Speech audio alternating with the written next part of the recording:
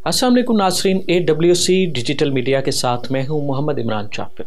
नाज़रीन, आज मैं आपको एक बहुत ही यूनिक जगह की सैर करवाऊंगा और इस जगह के जो खालिक हैं, जो इस शौक़ को पालते हैं, ये दुनिया का मुनफरिद शौक़ है, उनसे भी मुलाकात करवाएंगे। हमारे साथ मौजूद हैं आबिद सहर साहब और ये पेशे के एतबार से मुअल्लिम हैं, दर्स व तदरीस के शोबे से वाबस्ता हैं, मगर इनका एक इंतहाई अनोखा शौक़ है और ये शौक़ तो है, दर हकीकत ये एक मिशन है। ये नवादरात को महफूज करते हैं। इसका आगाज़ इनके अपने ख़ानदान के नवादरात से महफूज करने से हुआ। ये रोहतक बिरादरी से बिलोंग करते हैं और इंडिया से जब इनके आबा व अजदाद माइग्रेशन करके पाकिस्तान आए तो वो अपने साथ कुछ नवादरात लेके आए जो इन तक मुंतकिल हुए, जिस चीज़ ने इनके शौक़ को परवान चढ़ाया। और ये इन तमाम नवादरात को लेकर जब आगे बढ़े तो इनके पास नवादरात मज़ीद भी आना शुरू हो गए और कुछ इनकी तलाश भी जारी रही, इनकी जो प्यास थी नवादरात जमा करने की। तो आज इनके घर में एक म्यूज़ियम कायम है, जो अगर मैं मुबालगा आराई ना भी करूं तो मैं ये कहूं कि ये म्यूज़ियम इस वक्त निजी म्यूज़ियम में दुनिया में एक मुनफरिद मकाम रखता है। तो मज़ीद गुफ्तगू करेंगे आबिद सहर साहब के साथ। अस्सलाम वालेकुम। वालेकुम अस्सलाम। कैसे हैं आप? अल्हम्दुलिल्लाह रब्बिल आलमीन। ये जो आपने शौक़ पाल लिया, लोग तो आपने सिक्के भी जमा किए, लोग तो दौलत जमा करते हैं, तो आपने ये कैसे शौक़ पाल लिया?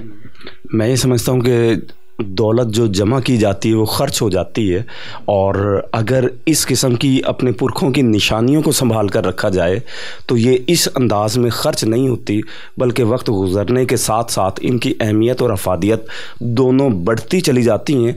और ये पाकिस्तान का असासा हुआ करता है कि हम जिस मुआशरे से ताल्लुक़ रखते हैं ये उसकी अक्कासी करती है।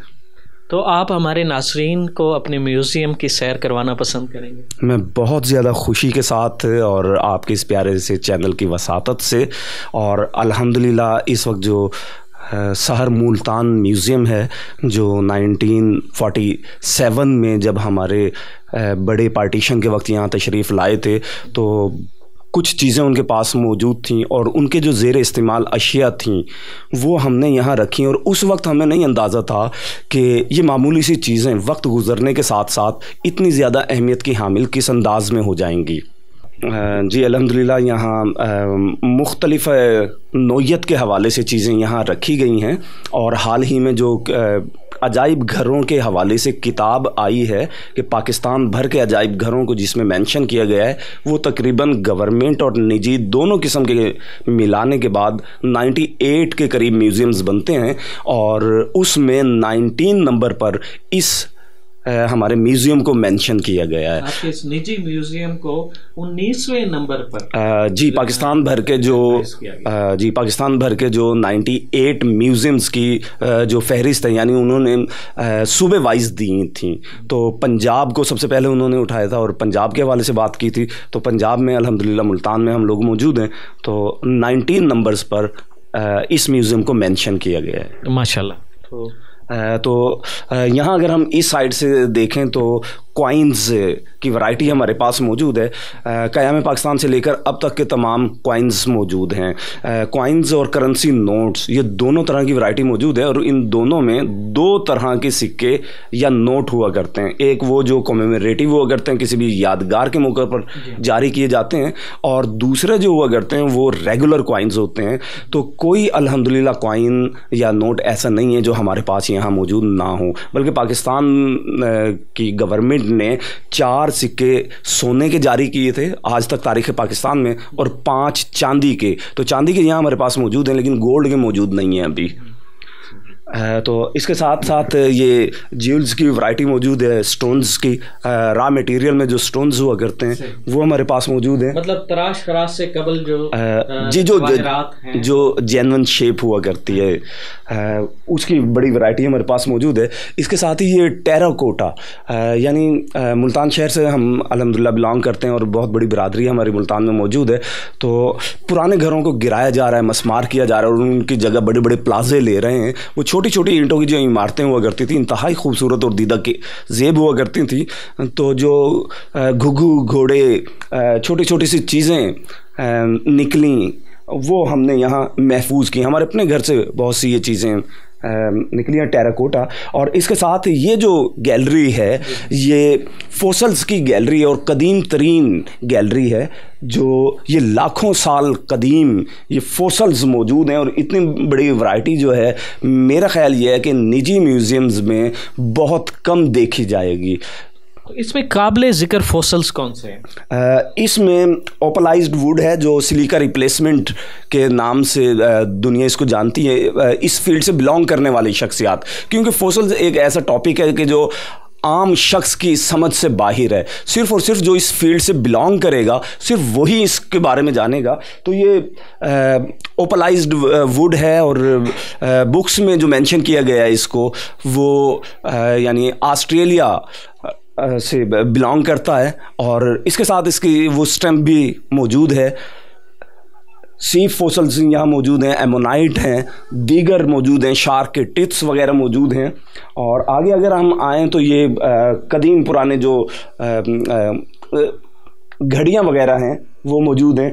कॉइन्स की गैलरी, इसमें मुगलिया दौर से ताल्लुक़ रखने वाले सिख टाइम पीरियड से, कुशान टाइम पीरियड से, और इसके साथ साथ इस्लामिक कॉइन्स मौजूद हैं। बहुत बड़ी वैरायटी अल्हम्दुलिल्लाह यहाँ हमारे पास मौजूद है जो महफूज़ की गई हैं।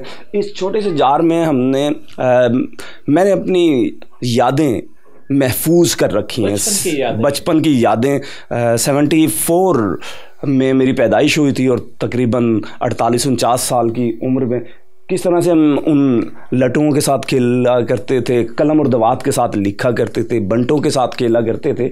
इस तरह से ये हमारे पास मेडल्स हैं जो पाकिस्तान के मुख्तलिफ़ मौक़ों पर दिए गए हैं। तो मेडल्स की वैरायटी मौजूद है। और अगर इस साइड पर इस पोर्शन को अगर हम देखते हैं तो हमारे जो रोहतक के ख़ानदान के अफराद थे, बड़े थे, उनके जो चीज़ें हैं, उनकी यादें जो हैं वो हमने यहाँ महफूज़ कर रखी हैं।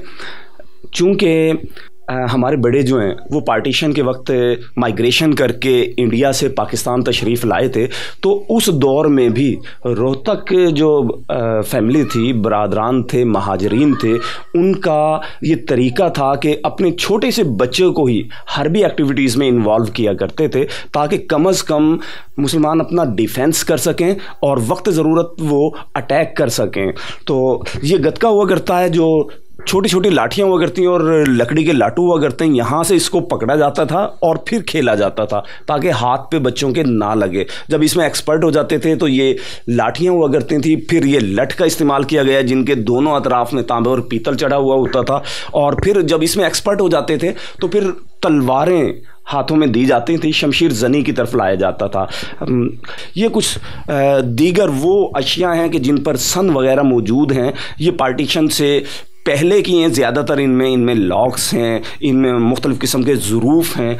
और इस साइड पर अगर हम आएँ तो हम देखें तो ये वो खुतूत यहाँ मुज़य्यन किए गए हैं कि जो 1949 में इंडिया से मुल्तान लिखा गया था या रोहतक से 1929 में लिखा गया था, और अब भी वो स्टैम्प्स रोहतक की वाज़े तौर पे पढ़ी जा सकती है। मुख्तलिफ़ किस्म की ये घड़ियों की वैरायटी है और ये वो घड़ियाँ थी जो ऑटोमेटिक थी और इनकी मशीनरी के अंदर नीलम, याकूत और मरजान मौजूद हैं। क्योंकि ये पत्थर वो इस्तेमाल किया करते थे कि चूँकि मशीनरी ने मुकम्मल तौर पे एक्टिवेट रहना था, तो जब पत्थर यूज़ किए जाते थे तो मशीनरी हीट अप नहीं हुआ करती थी और एक्यूरेट टाइम दिया करती थी।